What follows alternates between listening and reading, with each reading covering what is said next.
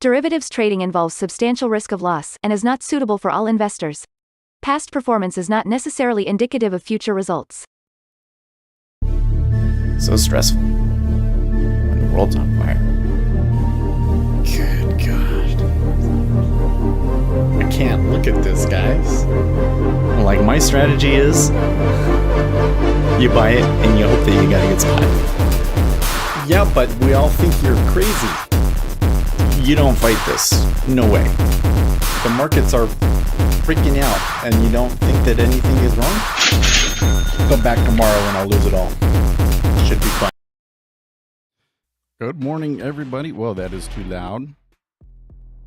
Hope I didn't blow your ears out. I almost blew my ears out. Man, I'm not having such a good start today because I just started the screen up, right? I sit down and I think I accidentally tapped something because like every window on my screen minimized and then the start bar disappeared. What the heck is with that? Well, I got the start bar back here. Hold on a second. Okay, I have this chart. I have one chart up, the chart that we need. Then we can fix the rest. Okay, so here's ZN. Oh, interesting. Okay, so as more happened, so when we opened up last night, Treasuries had a brief little pop and then came back down to 111 even. But now here more recently, we are seeing a significant move up. The S&P 500 is maybe a little bit on the downturn. I mean, the S&P took a much bigger gap. Oil really jumped. Okay, they did. I was saying, you know, I thought that they were going to come all the way back, but it was taking too long. But they did. They did, in fact, come all the way back.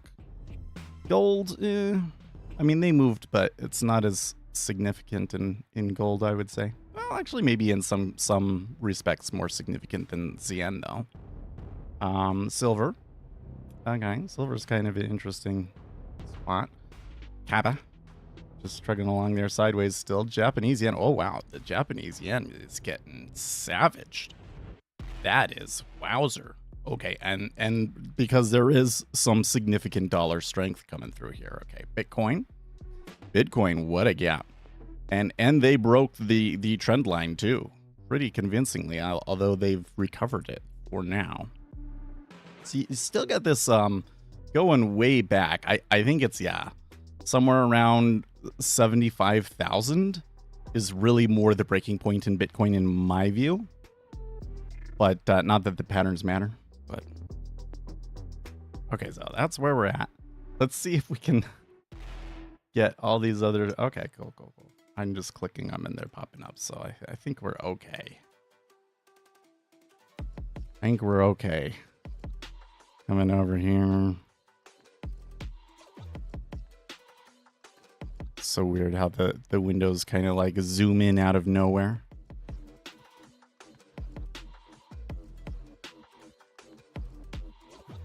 Oh, what is this chart doing up? Oh, I don't need that anymore. This can be over here. We don't need this one anymore either. Okay, but where's my dollar index? There it is. Okay, so next thing then is we've got to pull up. Oh, what's this? Oh yeah, that's another window I can just close.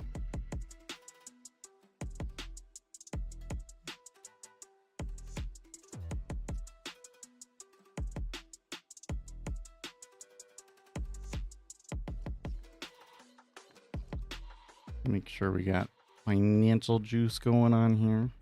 So when did this start? Oh, maybe about an hour ago, so.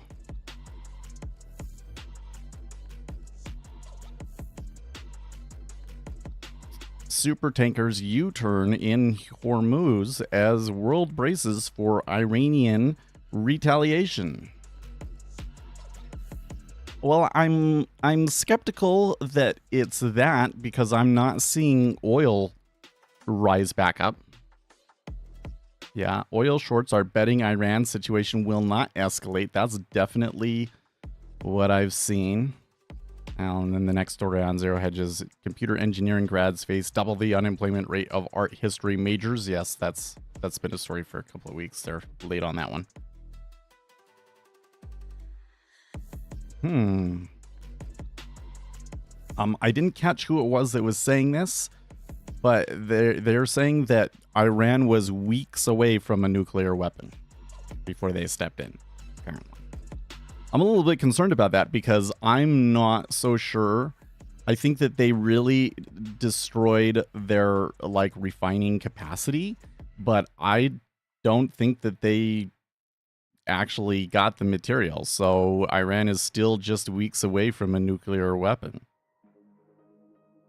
They've been, I don't know if they've been weeks away for 30 years, but they've been close for many years. I mean, it's always been a case that they probably wouldn't require a whole lot to get the technology, and they just needed the material. So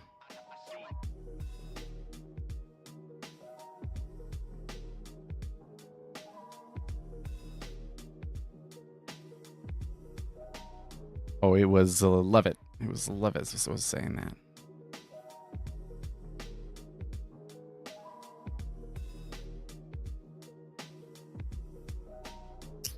Apple expected to offer the EU concessions in App Store talks. That would be wonderful. Iranian police arrest of a network involved in launching drones from mountainous areas in the northwest. Israel to indict a Haifa resident for Iran surveillance missions. Well, I don't really see the driver in the Treasuries. It does seem like it's just in the Treasuries. So maybe it is the case that all of this money that has come into the dollar in the past 24 hours is going into Treasuries. Go figure. Let's see here.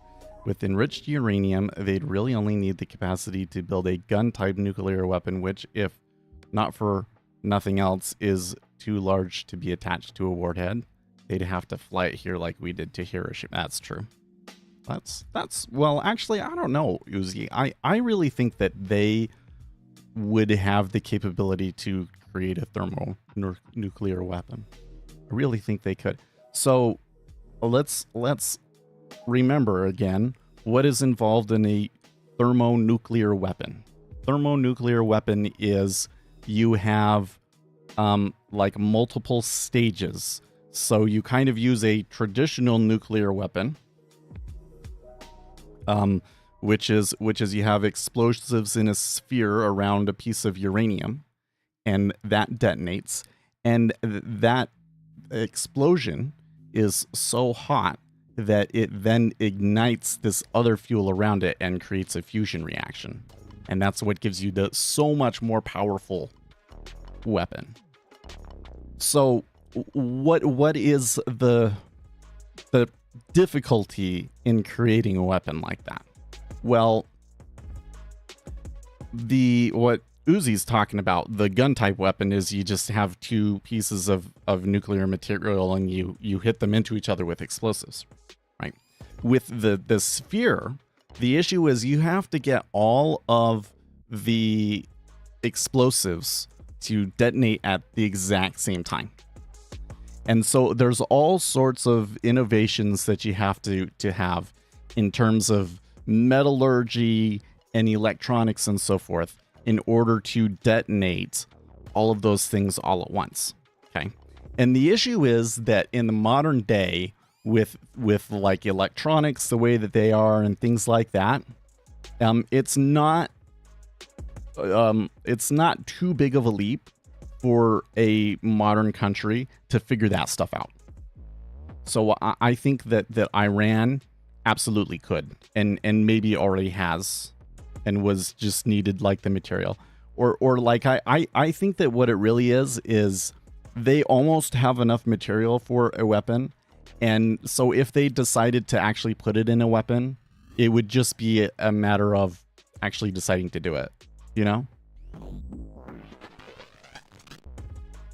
Yeah, because basically you'd have to explain why every time... Oh, wait. Being 40 years of being weeks away from a nuclear weapon is literally weapons of mass destruction in Iraq all over again, because you'd have to explain why every time we've been told they were weeks away from a nuclear bomb, they weren't bombed the way that they have been in the last 2 weeks. Yeah. No, I think that it is accurate to say that, how do I put this? I think that sometimes people have exaggerated how close they actually are. Yeah. I think that they've exaggerated how close that they actually are, because you're right. If they were just about to have one, then Israel probably would have bombed them. I think in this particular instance, it's the driver here was not that they were so close, and so that's why we're stepping in now. I think the driver is the negotiations shut down.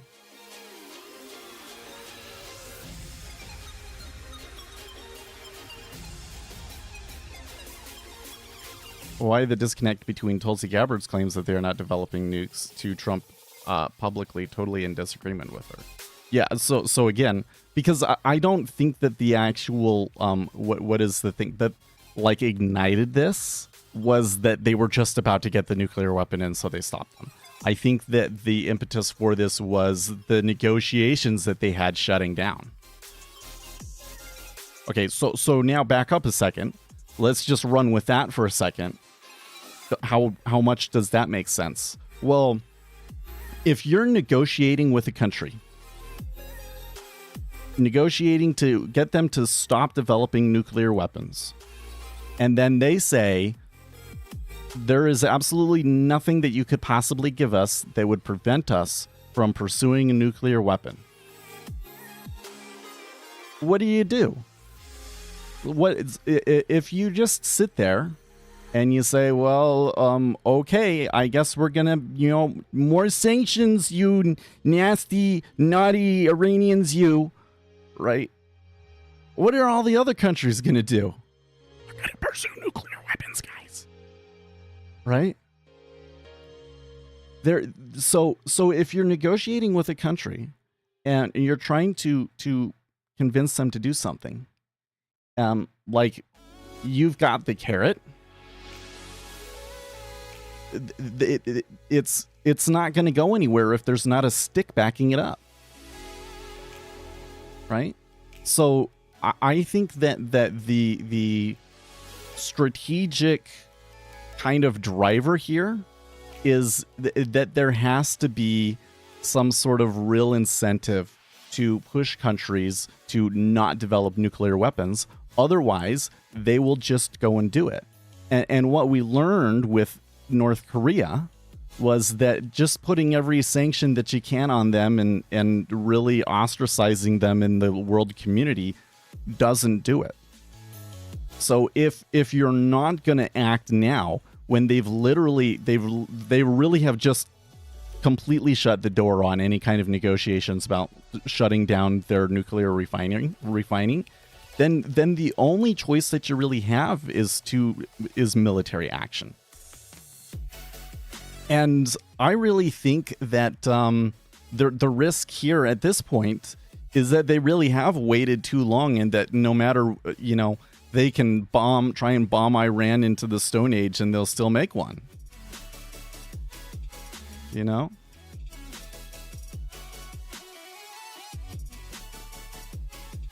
Forget about them preaching death to America.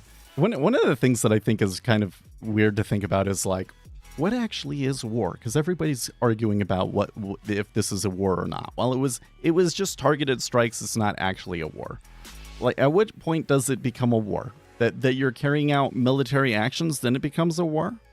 Because if it's that, then we've been at war with Iran for like 50 years, right? That we've had, like, at this point, thousands of U.S. service members die from Iranian actions.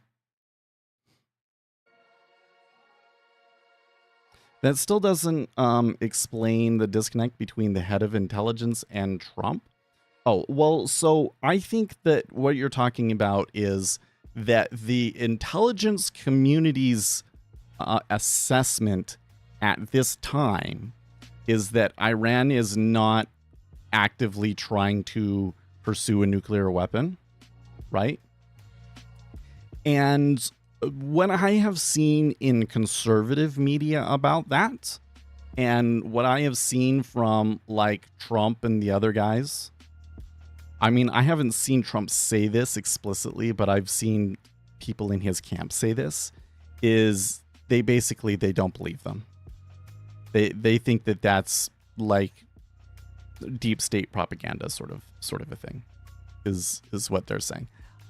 Honestly, I am a little bit like, okay, you're going to great lengths. I mean, like refining uranium into you know, the type of uranium that you can create a nuclear weapon from is not easy. It's a difficult thing to actually do, to make these centrifuges that will take the little atoms that are the right type and sort them out from the rest. They're really going through a lot of effort to do it, and then you're telling me that they're not actually pursuing a nuclear weapon? That's really kind of a silly thing to say. I'm sure that there probably is something to the intelligence communities, you know, like it really does seem to me like they want the ability to make a nuclear weapon if they really wanted to, but that they don't actually want to make that step of actually making it yet. But I don't know.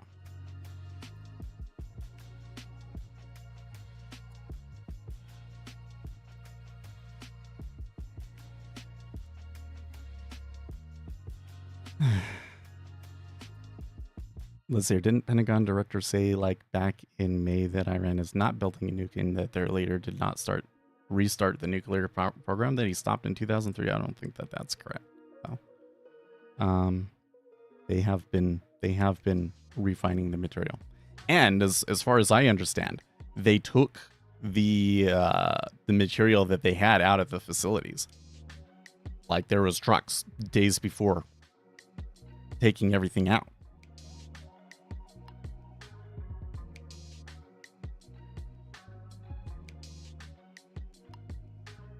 Now you don't have to delete that one. You're not believing your own intel. Yeah, that's true. I mean, they might have information that we don't, so I can't really say for sure. But what comes out of the intel community? Here's the thing that you got to understand is that like what goes into the U.S. media from the intel community is not always the full truth.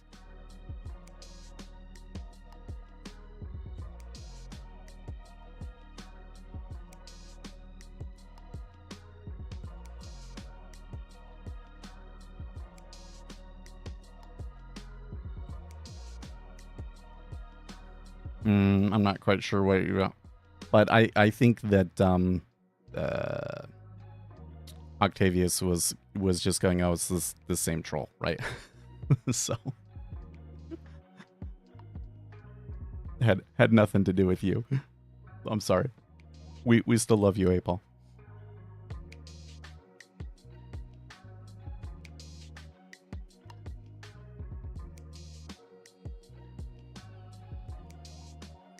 Let's see here. What's Joseph Wing say here? Ending IOR would impact rate control and be ineffective in reducing the deficit. The Fed would just end up paying a lot more RRP interest, but tiering services would cut interest expense and maintain rate control. No legislation is needed, just a new chair. So now Joseph Wang is saying that we should get a new Federal Reserve chair. That's interesting to me.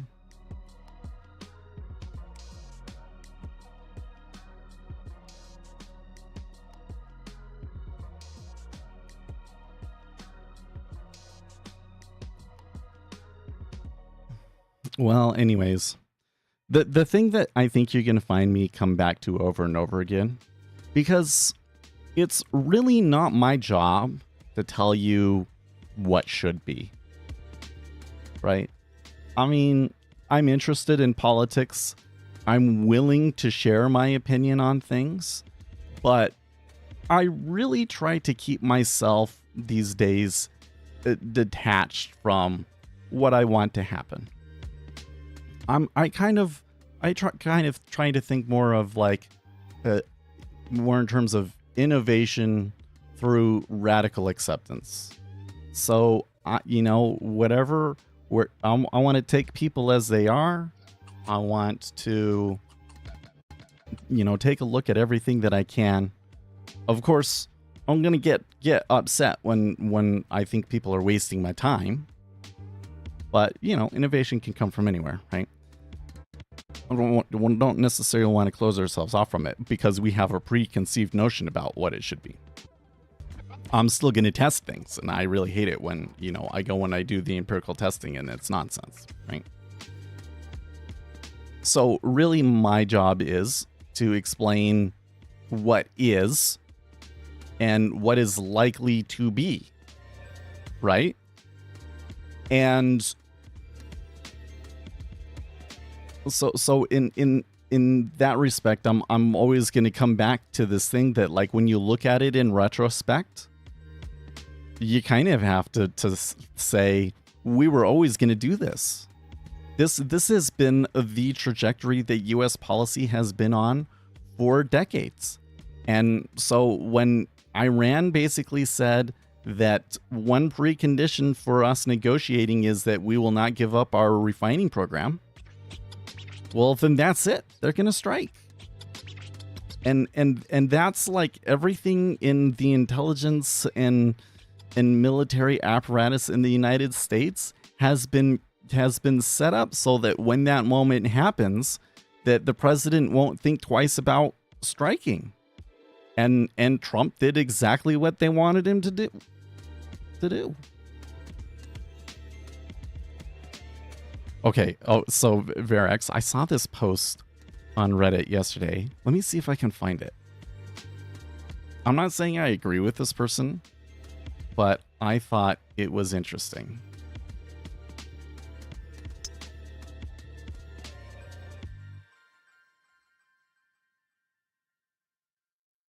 Oh, change my view.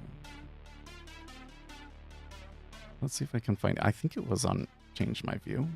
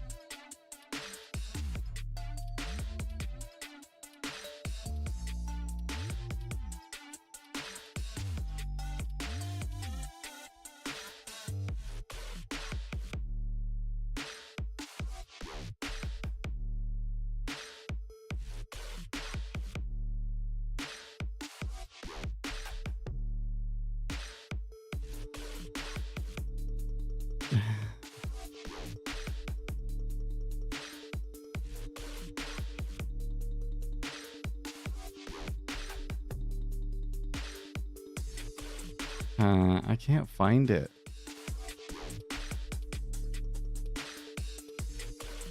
Maybe if I go to the Reddit front page.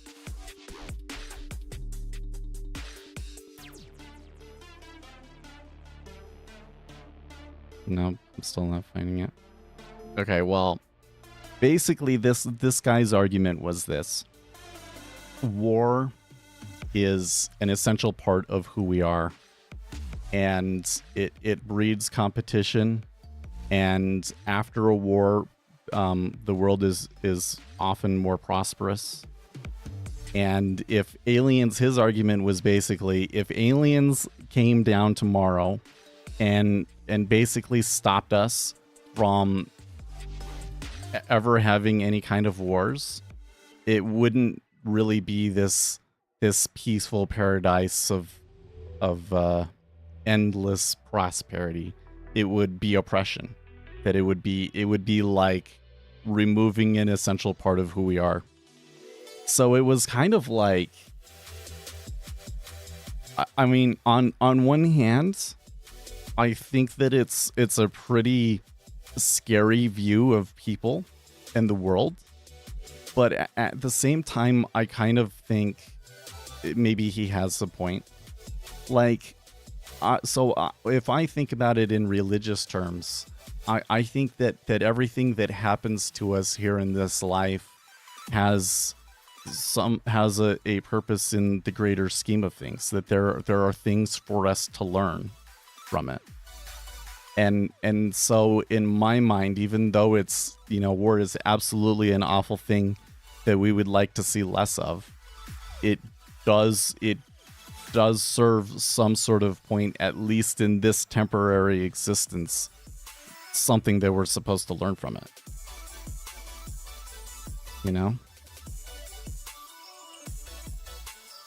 I guess more broadly though, what I'm trying to get at is I reject this notion that we just need the right thing to happen to prevent war from happening, like aliens coming, and then everything will be hunky-dory. That to me is like a cheating. It's like we need to arrive at a long-lasting, prosperous society without major conflict on our own. And I think that if there were aliens out there that wanted to have peace and prosperity, they're probably going to wait until we get to that point to reveal themselves, Because otherwise, we're not learning the lesson on our own, The great alien de-weaponization, right? Okay, Iran, as a sovereign nation, has every right to defend themselves as they see fit. They are no more radical than North Korea or Pakistan. Okay, maybe. I'm not going to argue that point, but the United States, as a sovereign nation, has every right to defend themselves as they see fit. And if the way that they see fit is to bomb Iran into oblivion for trying to develop nuclear weapons, then that's their right. Who are you to say that that's good or bad?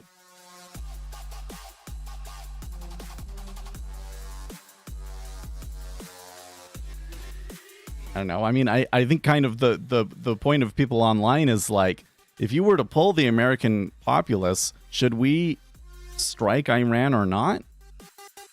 I actually am not quite sure how that poll would turn out, but there'd be a lot of people that would say no. There's a lot of people that will always say no to any kind of military intervention, and until it's like an actual war is declared and everybody's in support of it. But that's the thing that I think is always crazy, is like, when like we're talking about the military industrial complex, well, I don't think that you make that much money if you invest in Boeing. Okay, but there is money there. And you know why there is money there? Because people care about security. That's the dirty truth that they never want to tell you, is that humans value security more than almost anything else. And so I think that if you're going to invest in something, I think that you can bet that these sorts of things will always happen. Yeah. In this case, the problem is inefficiency of diplomacy. I don't know, man. I really don't think that there is a person on this planet that could successfully negotiate what we want to have happen. Like, the whole thing is that Obama, he had a deal, and they'd say that was a nuclear deal and that was a good deal. But I really don't agree, because the deal did not prevent them from continuing to refine. The deal was basically like, let's make a deal so that we can say that we made one, but we really did not get what we needed from it.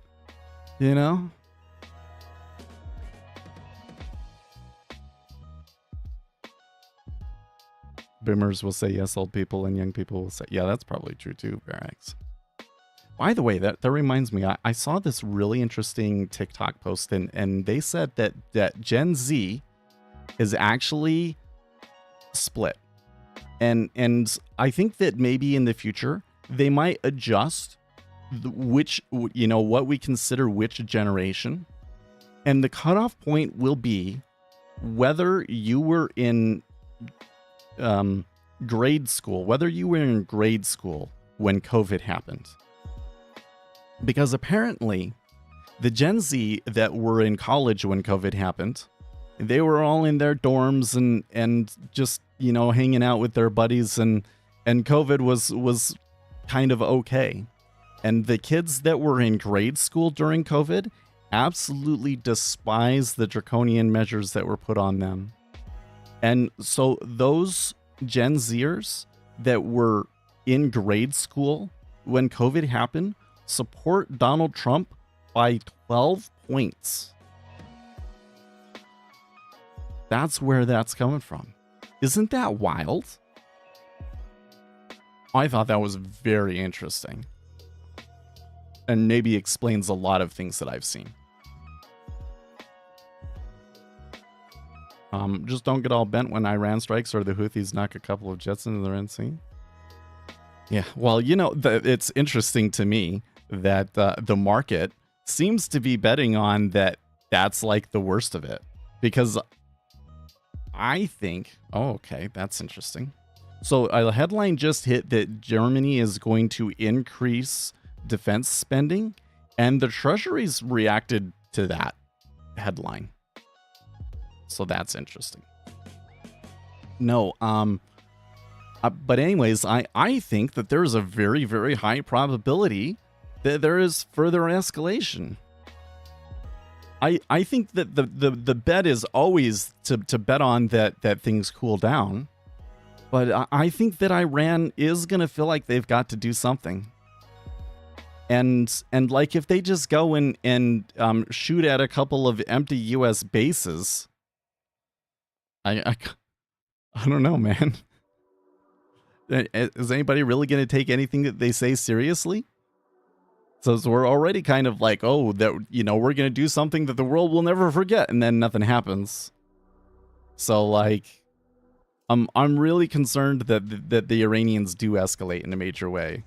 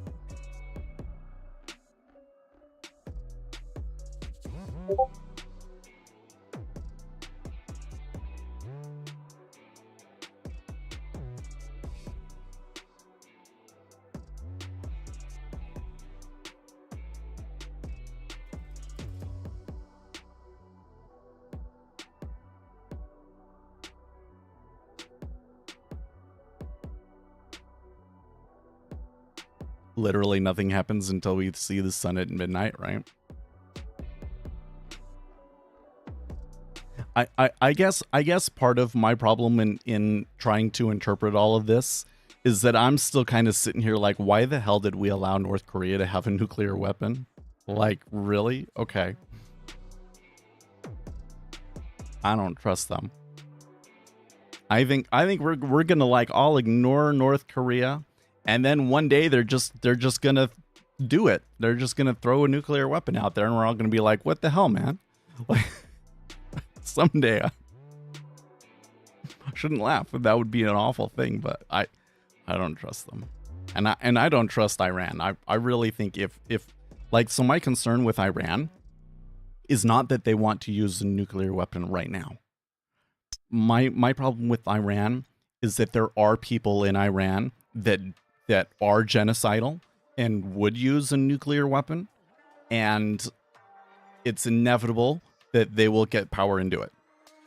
Might not be today.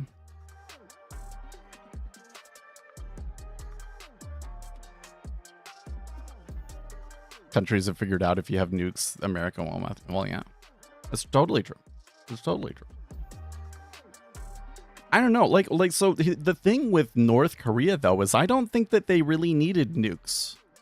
Like, just having all of their artillery aimed at South Korea was enough to stop anybody from doing anything.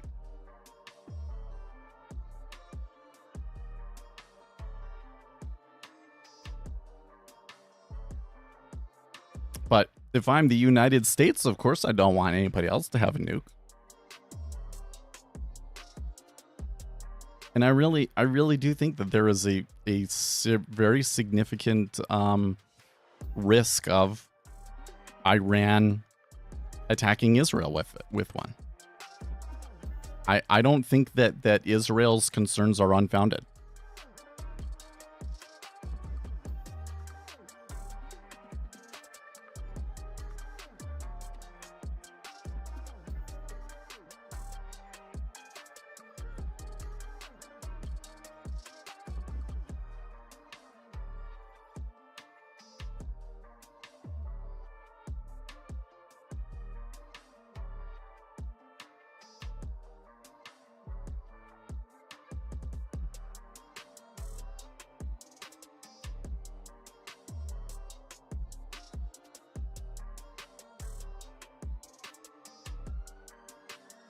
Who attacked first? Well, I really think that it's after 50 years that arguing over who attacked who first is not really helpful to the current situation.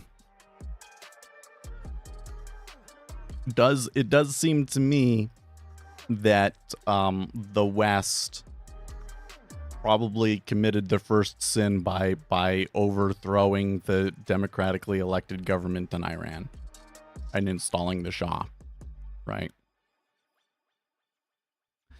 That's true, that happened, but here again, you're kind of taking things that we do with people, right? See, if my kids are fighting downstairs, I can come in and I can say, well, who started it? Who committed the first offense? That's the offense that I have to punish first. And I can do that because we're in a controlled environment where I, the parent, am the respected authority, and the kids are going to do what I say because they really have no choice, right? That sort of logic doesn't really work on the world stage when like everybody has power and can do whatever they want. And as long as they have the power, how are you going to stop them? So like in a situation like this, doesn't really matter who started it. The situation now is that it's been happening for 50 years. But it would be a grave strategic mistake. You can't necessarily say we know what they would do for sure, right? There's probabilities and everything. The risk is too great to allow them to have a nuclear weapon. And no half-intelligent first world nation would allow this.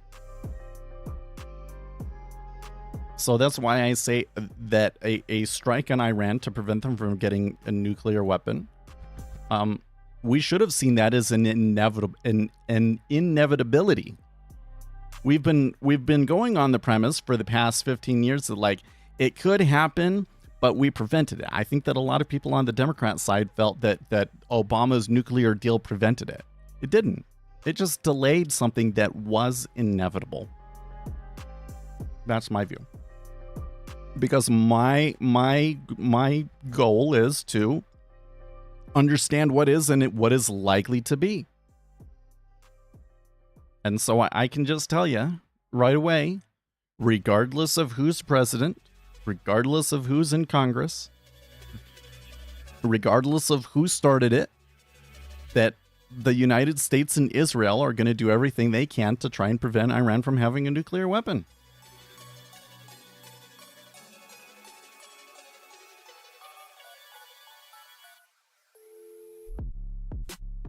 Is that a Christian Zionist?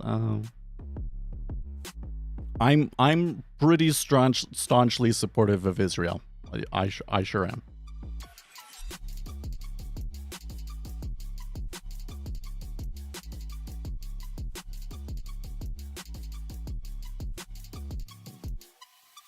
The question is the play to buy USD? You know, okay, so the S&P 500 is taking a drop here. I was hearing something on the news squawk, but it didn't sound that significant to me, so I didn't. It sounded like it was more like NATO investing. Yeah. So I think that the market is overly short the dollar right now. So if any asset has potential for like a real explosive short squeeze, it's absolutely the dollar. It seems to me that this event was not enough to really trigger that. Like the dollar moved up, but it wasn't enough for people to like start puking and start the momentum going or anything like that. And if anything, people seem to be like doubling down. And it probably is, again, the most likely scenario is that things kind of die down a little bit. And then, you know, like it flares up again in a couple of months. That's usually how it goes, right? But if you're doing the YOLO play, you know, like buying calls on the dollar probably is the play, yeah. And betting on that they there's some sort of escalation. Maybe obvious play is gold. Well, so gold would probably be another way to play. I don't think that it has the same amount of short squeeze potential because gold has been up, right?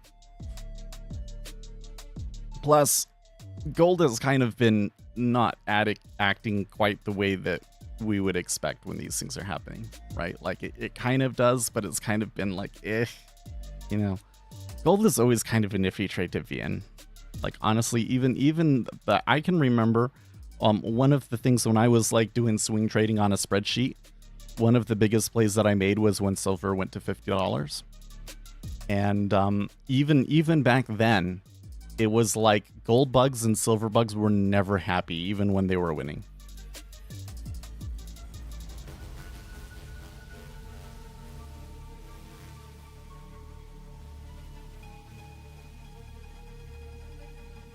What is this? Who stole enriched toys from USA, Iran, or Israeli spies? Well, you want to talk about how Israel came to have nuclear weapons? Because that's an interesting story and all. But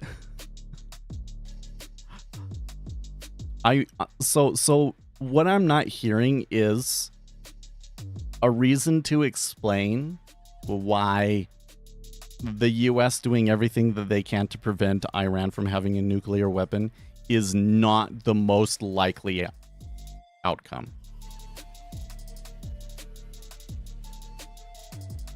Like purely from a game theory perspective, that's the most logical play.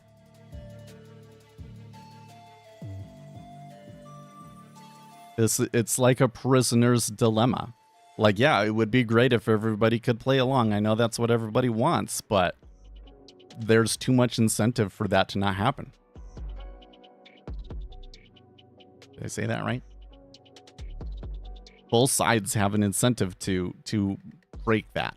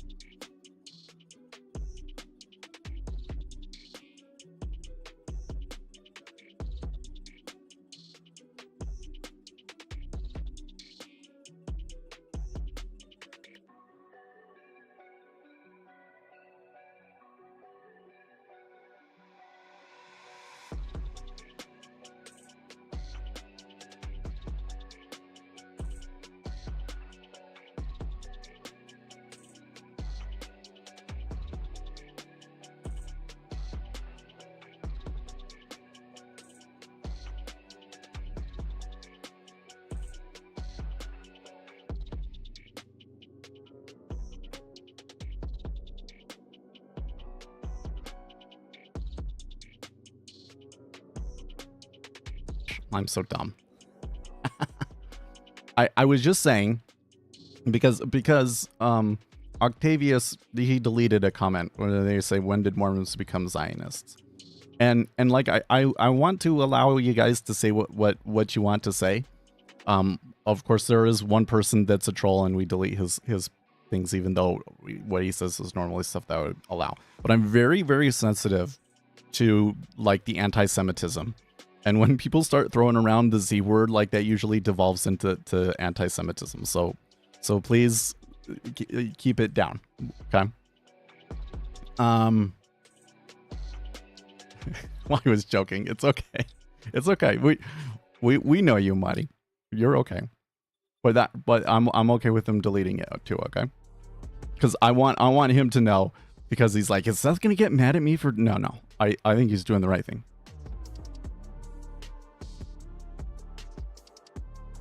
So be careful with that.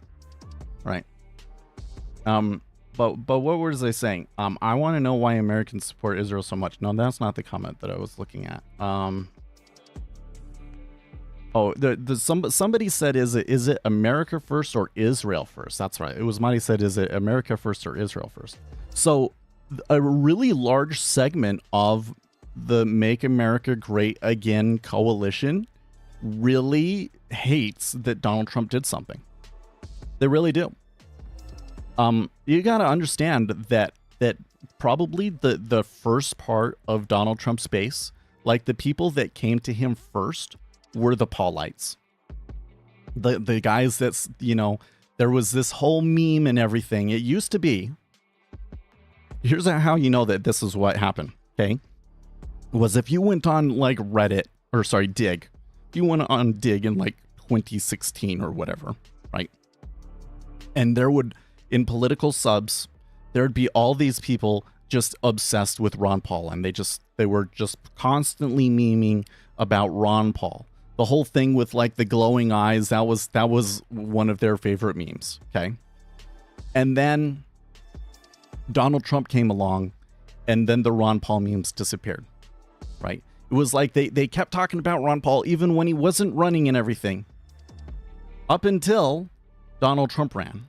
Why? Because that group of people that were kind of like not very politically engaged but had recently become engaged, they went over to Donald Trump. So and a big part of why they liked Ron Paul was he was basically anti-war in all circumstances, right? So Donald Trump's base is very much anti-war, and they don't like what's going on.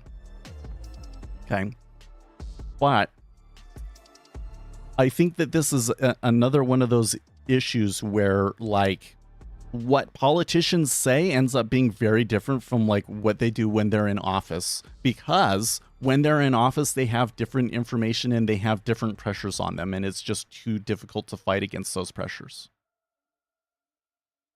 Like I honestly believe that if Ron Paul was president, that he would have done it too. Because you get in that, you've got BB speaking in your ear, you've got all this. I don't think that any human on this planet can resist it. Because the game theory of it is that the most logical option is to prevent them from getting a nuclear weapon. And I think the only person that you could possibly put in the presidency that would not do it would have to be like a not very intelligent person that's just going to stick to their guns no matter what the logic is. Or a person like that probably not going to become president. I wouldn't, but maybe it's because I'm Muslim. Yeah, that might be different because you have, cultural values, and you're coming from like a completely different mindset, right? The pressure is called compromat. Well, that could be a factor too. Sure, it could be a factor too. But I really don't think that that's what's going on. I really think that it is like game theory. Like I think that's why Israel is doing it. Because I think some of you guys, when you're talking about the Zionists and everything, you're kind of implying that Israel has some sort of deep-seated, you know, like chip on their shoulder against everybody else, and that they're really ultimately trying to undermine everybody else and all, you know, Middle Eastern countries, etc., etc., etc. But I don't believe that. I think that Israel does what it does because they take the game theory strategic approach, and they do whatever is in their best interests based on that. Which can, I mean, I'm telling you, Mossad is scary. They've done scary things. They protect Israel's interests at any cost. You don't want to mess with them.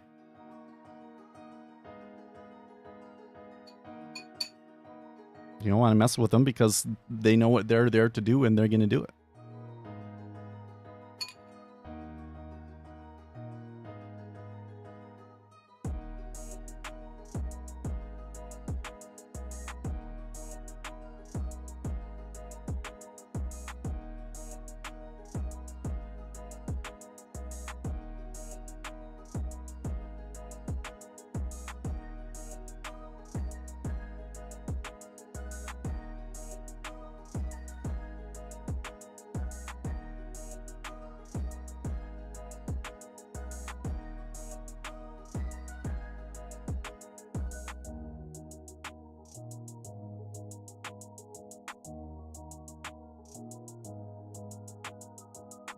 Lots of politicians go and saying they want to stop wars, etc. Then they get in and either get bought out or learn the truth and seem to get on the side of attack first. Yep.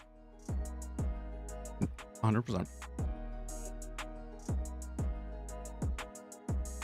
So I think if you're going to step away from this, like, two things that could help you in trading and understanding foreign policy in the future, right?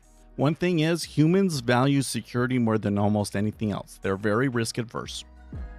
There's kind of this dual, you know, we take risks, but we're also risk adverse, right? People value security. And two, the game theory of it is you attack first. So you can make pretty good bets that in a conflict like this, that people are going to do everything they can to avoid doing the thing, but if push comes to shove, they'll do the thing every time. And that's why every president for the last 100 years has been involved in some sort of military intervention. And whoever is president next, regardless of what they say, I think you can pretty much bet that they will be involved in some sort of military intervention. Donald Trump was kind of got away with it his first term, but I'm not sure you can make it 2 terms without doing something. And there were some things that happened during Trump's first term that was kind of like on the down low. So, like, didn't they strike Iran during Trump's first term? They just like hit some jets and stuff. I don't quite remember the details. But I think that there was some military strikes. Like, do people not remember when he used the Moab? That was his first term, right?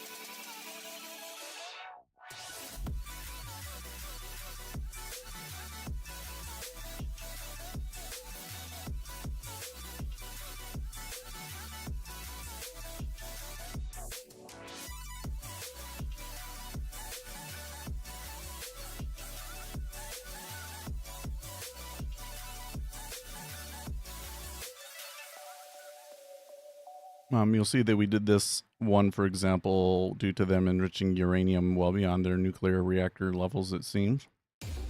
Well, I seem to remember Obama doing something too, but I don't know if Obama ever did anything to Iran. I don't know. That whole thing is kind of weird to me because it was like when it was the Bush years and everybody on the left just said war is like the worstest thing ever. And we're anti-war. And I was kind of chuckled like, well, okay, so you don't remember anything about the Vietnam War, but whatever. And then they got Obama in on that premise. And then what happened? He did probably more military actions than Bush on a certain level. It wasn't like a public thing. But he was like doing drone strikes all over the place. He just immediately went head first and dove right into it. Was it because he got bought out or something? No, I think that he kind of always knew, to be honest with you. I think that Obama always knew. You say that when you're running, but then when you become president, there's a reality and you do something different. I think he always knew. I think Obama's calculating like that, but I could be wrong. I'm not a mind reader.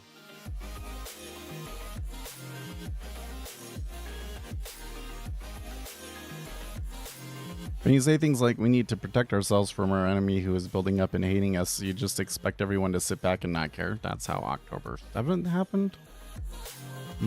Okay. I'm not quite sure I see the parallel with October 7th, but I mean, October 7th is probably what, I don't think that this would be happening right now if October 7th hadn't happened. October 7th was the thing that kind of got Israel to be like, okay, like, look, these are threats. We're not going to put up with this anymore. You need to do something about it. Trump starts negotiating. Negotiations broke down. Okay, so then we're going to do something. And I don't think that they would have been to that point had the October 7th not happened. It's an important thing to note, yes. October 7th is this generation's 9/11. And we might forget about it because we're in the United States and everything, but it seems to be like the quintessential global event that everything else seems to be stemming from.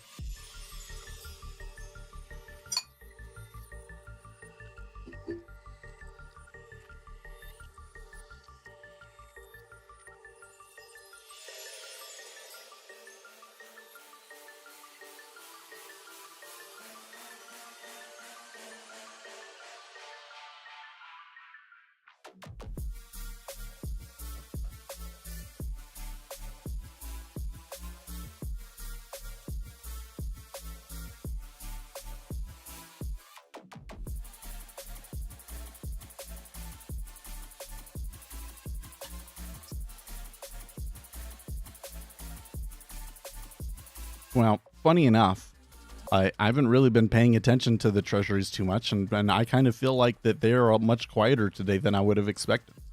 I mean, there was lots going on over the weekend, and we had a pretty decent trend up going into the open, and then it opens up, and it's just kind of been lackluster so far. So that's kind of interesting. But anyways, I'm opening up this package now. I did get the other headphones in. I ordered them last night, and they were sitting on the doorstep this morning, and I'm just so impressed with Amazon's overnight delivery. I'm just flabbergasted.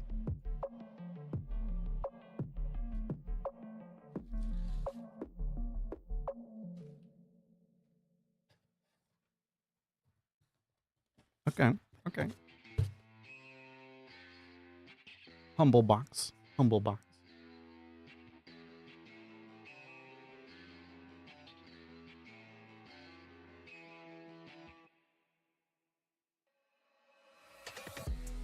Now this is always where I screw up, so I want to do it right.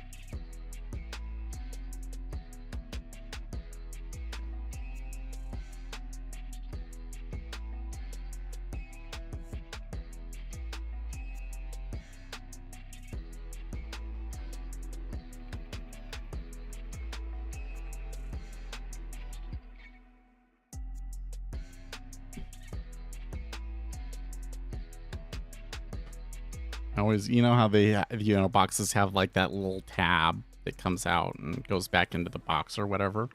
And sometimes you can't get the little tab to pull out, and then you rip the box. That's always me.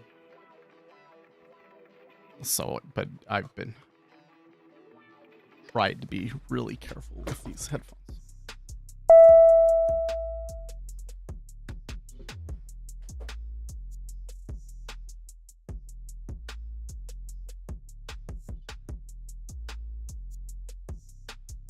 Okay, and there's the open of the S&P.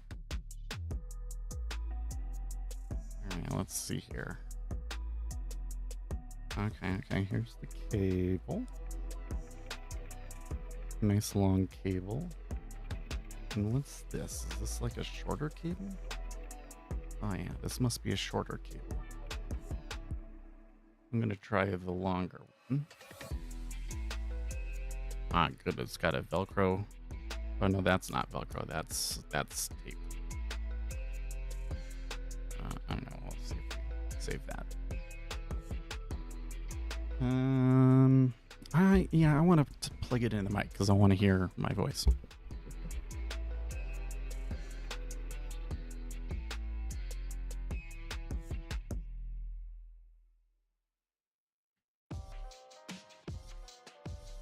Put these up here.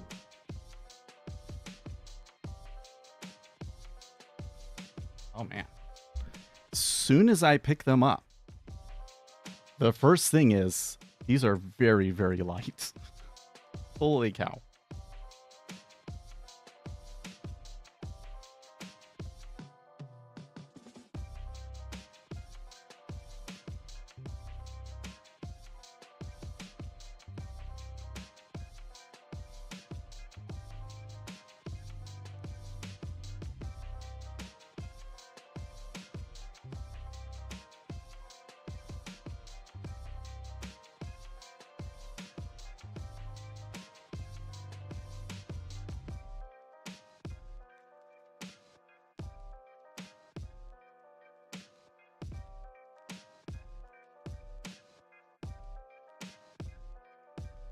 Oh, okay, that's interesting.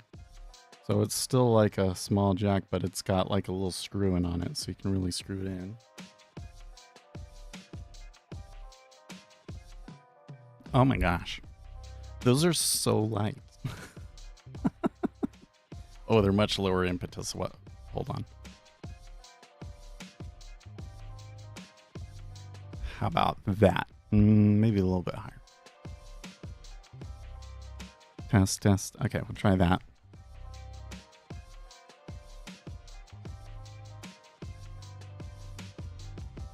I might have to mute the music. Okay, so these are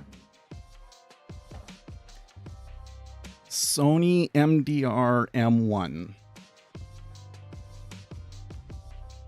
So basically, Sony, I forget the model of it, but Sony has had this model of headphone for like decades and decades and decades that have been kind of like the quintessential monitoring headphone. You find them in a lot of studios. And this headphone is basically an iteration of that, well, it's a different sound profile. It does have, I don't know if we can see them. Oh, they're at the top. So you probably wouldn't be able to see that. But they're at the top of the headphone. There's like a little port at the top for better bass. And they're supposed to be a little bit more durable, like the ear cups come off really easily. Are these magnetic ones?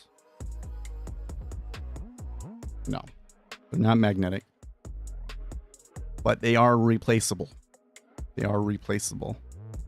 Because the issue is like, you know, the ear cups, they get cut up and everything over time.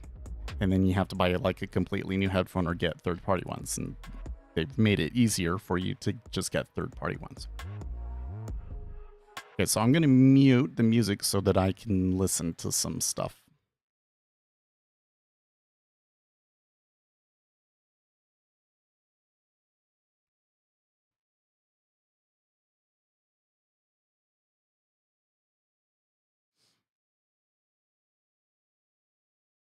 Well, Treasuries moving up there.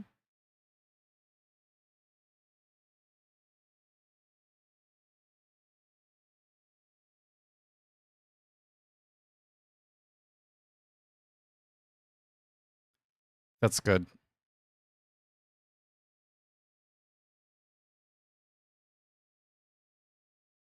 So these are colored a little bit more base heavy, and I like that. I think these are more enjoyable to listen on.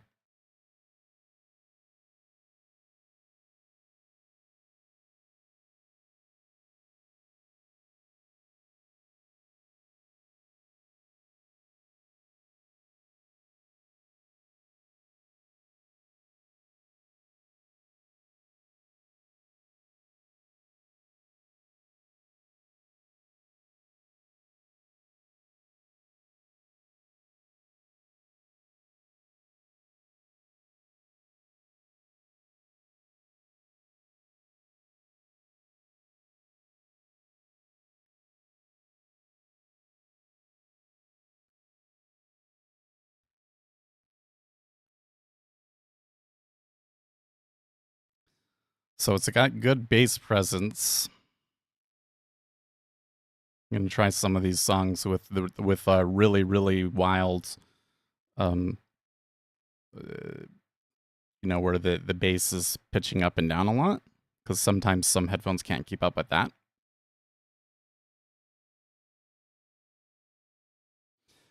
I tell you what, when I'm wearing these, the Audizes, it's like I don't think about it and it's fine. But as soon as I put these ones on, I realize like, oh, these are so much more comfortable.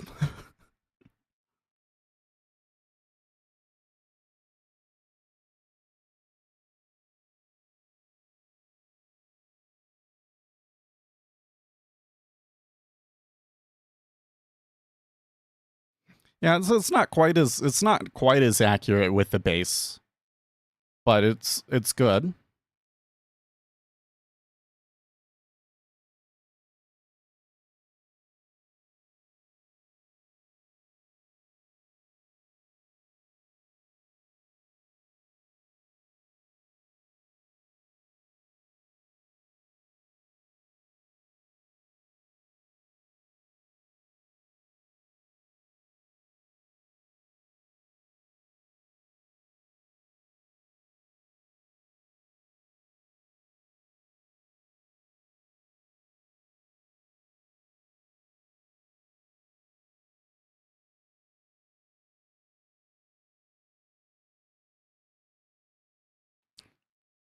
I'm definitely keeping these.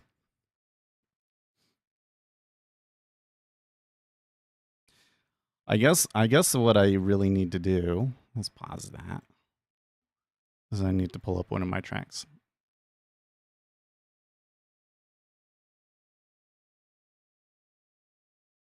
Lockheed up 1.5% today, huh?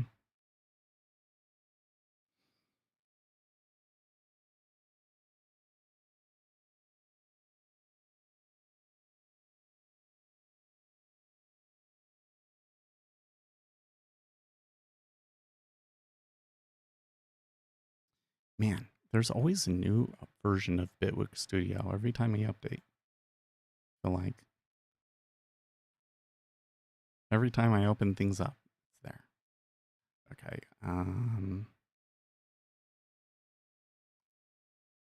Hmm.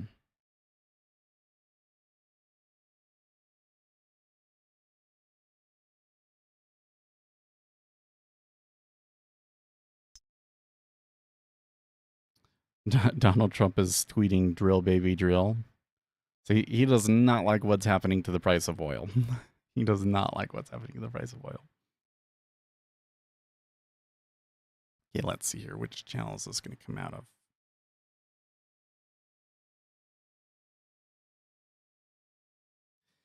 It did not come out of either of them.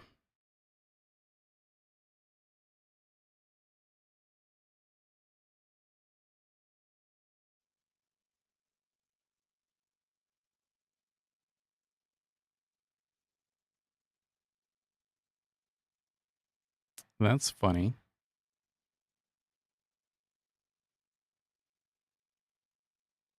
Oh well, I guess you just won't be able to hear it.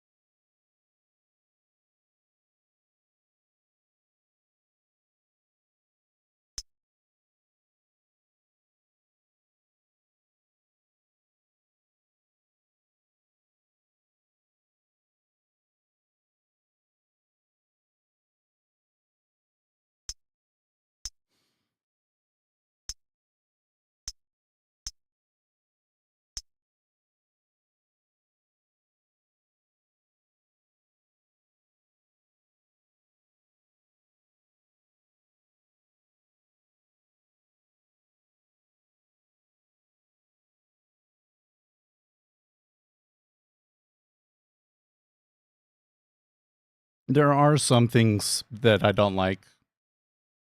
There's certain higher frequencies that are a little bit too clashy. Like a clap really sounds like a real slappy slap.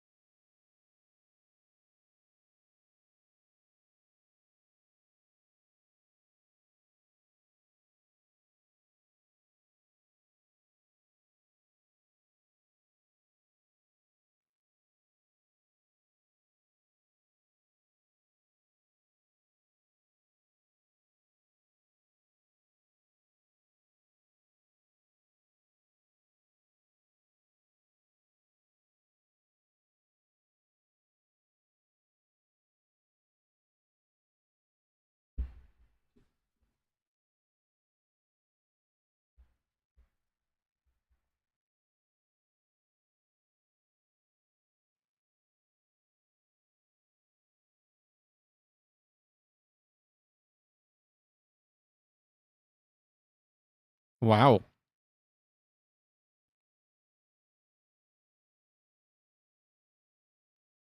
Oh, that was the services PMI. They usually don't react that strongly to it. Let's see here. So we got 53.1 versus 52.9. A little bit of a reaction to it, but we're still right where we were.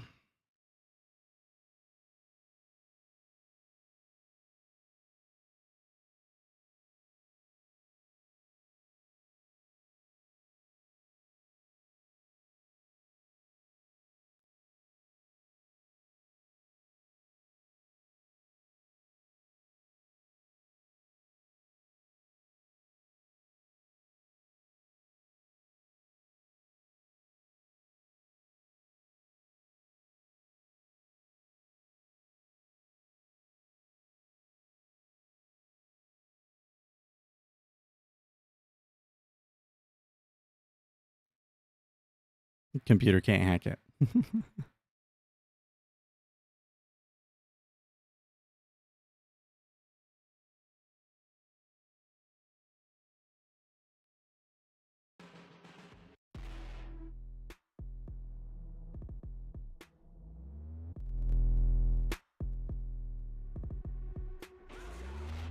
All right.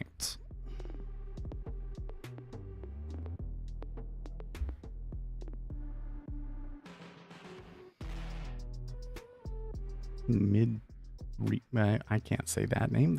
But welcome to the stream.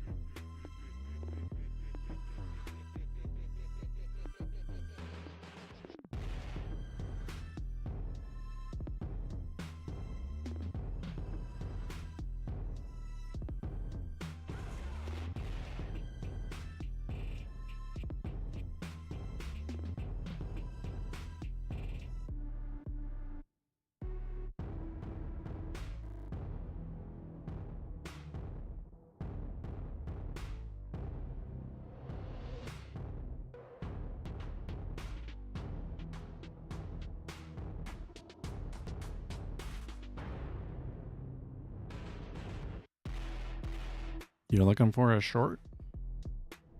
Well, it certainly looked like a little bit of a short flow off of those PMI numbers, because the services was 53. It was higher than expected.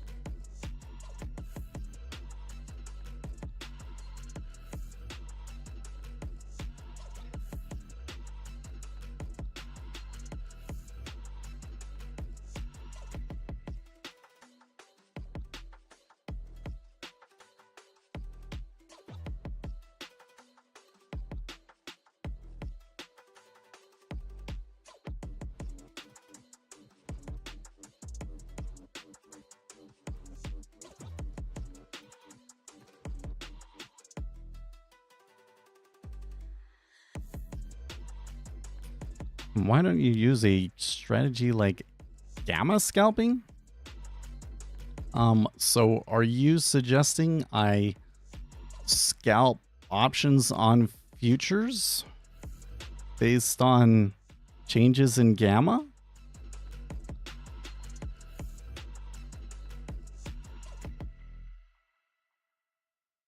Yes. Well, so I think one thing would be that I would probably want a bigger bankroll if I was going to mess with options at all. So that's kind of the first thing. I guess with options on futures, might be able to get away with it.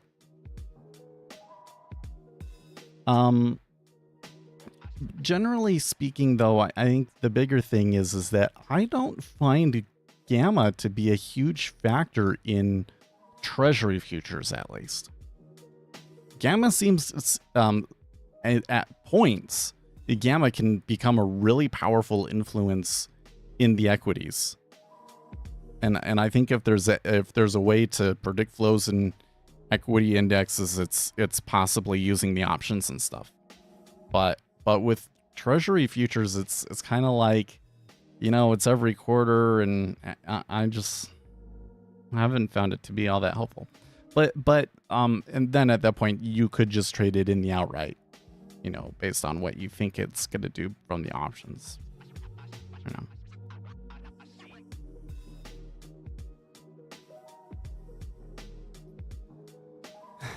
That's all about Israel. If Iran was an African nation doing the same thing to another African nation, no, I think that if any African nation was trying to acquire nuclear weapons, that was hostile to the United States, even if they're a country that we don't really care about, but if they were hostile to the United States, I think that they would do the same.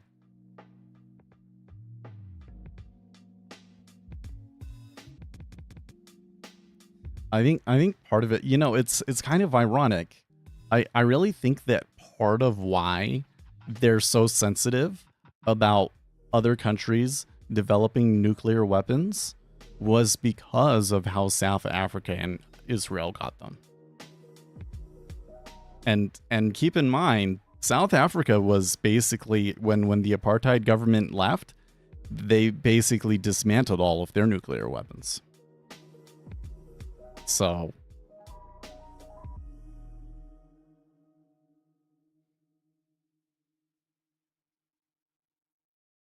if some African nation all of a sudden starts getting close to a nuclear weapon, I wouldn't bet on the United States just sitting by not doing anything.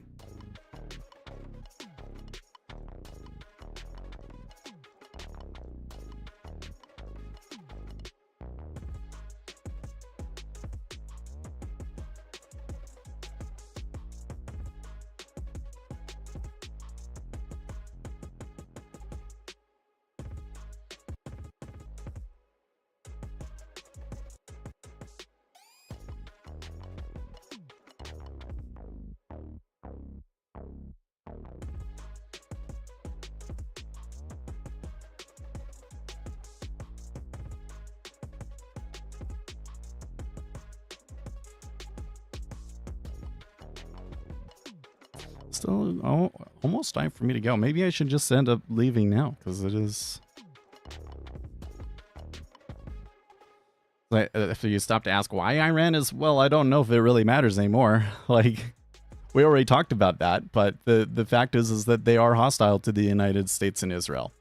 And I really don't think that's going to change. There's nothing that the United States is going to do that will change that.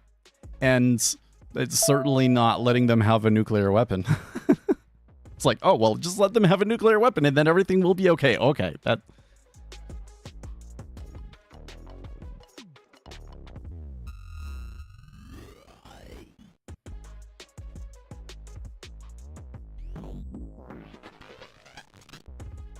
But isn't gamma not dependent on the underlying like futures, but more on if the option is near or at the money? It has to do with what strike prices people decided to take them at. So if if a lot of people bought far out of the money options, then the market makers are exposed to more gamma.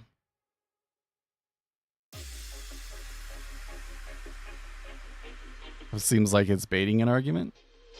Well, maybe. I mean, I think he really believes that. Really, this is the. I'm gonna call it propaganda. You've seen this trend on TikTok where they're like propaganda that I'm not falling for, right? That's kind of the category that I put it under. Like that's is what I hear Iranian apologists say, but it doesn't really help you understand the world as it is or what is likely to happen.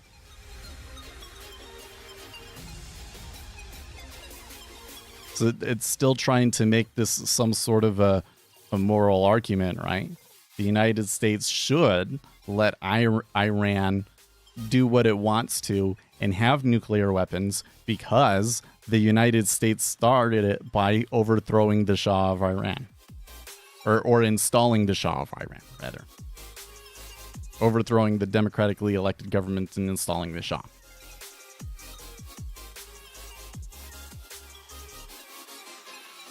And it's like, okay, well, that did happen.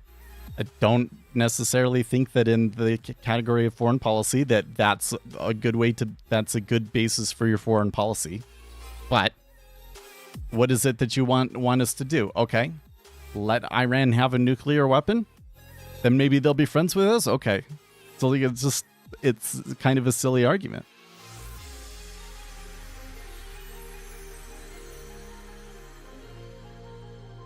About your premise, if we weren't equally against Pakistan or North Korea, but we were. Well, okay, Pakistan got nuclear weapons much earlier than that. Okay, so that's the first thing you got to understand is that Pakistan developed nuclear weapons before the United States realized how big of a problem it was. Okay. But we absolutely opposed North Korea developing nukes. And the whole thing was Obama basically didn't have the balls to do anything about it. And then they had them and it was too late. And I think that, it's just been like one little step after another that's kind of led us to, okay, we really don't want these countries to have them. We should discourage it. Oh, well, that's not enough. We actually have to actively do something about it. And I think that probably the next step is going to be, we really have to get involved much earlier and be much more forceful if we're actually going to prevent them from getting nuclear weapons. Because they may find that in Iran, that as much as we do everything that we do to try and, halt and throw back their nuclear program, that somehow they're still able to do it. In which case, in future instances, they're only going to be even more aggressive. Like, hey, next time we're not just going to throw bunker busters at it. We're actually going to, have a whole army touch down at their nuclear plant and just really make sure that the whole thing is destroyed.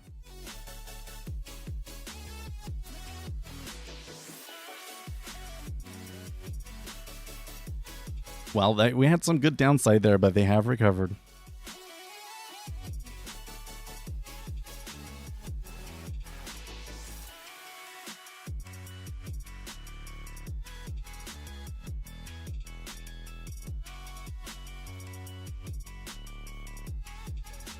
I was trying to remember the name of a nice headphone to look at that's an open back, but I can't find it, so I just give up. I think I'm going to return these, and I'm going to keep these, and I will look for a nicer pair. I do kind of look at it and like, oh, but these were really nice to listen to for the imaging but I don't need them right now.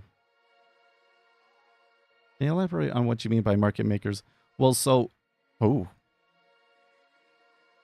getting comments from Feds Bowman. Guess I'm glad that I stuck around. I think tariffs are unlikely to have a strong impact on inflation. So Bowman is sounding dovish.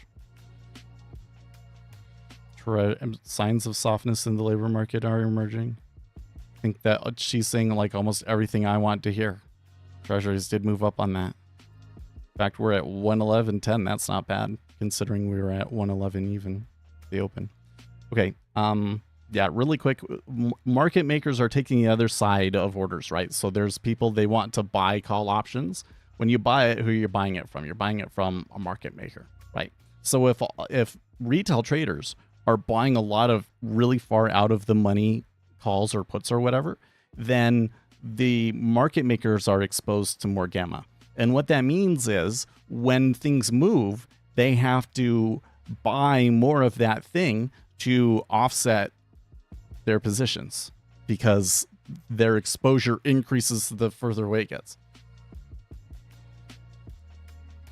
Okay, I really should get going. I will see you guys tomorrow. In the meantime, stay excellenting.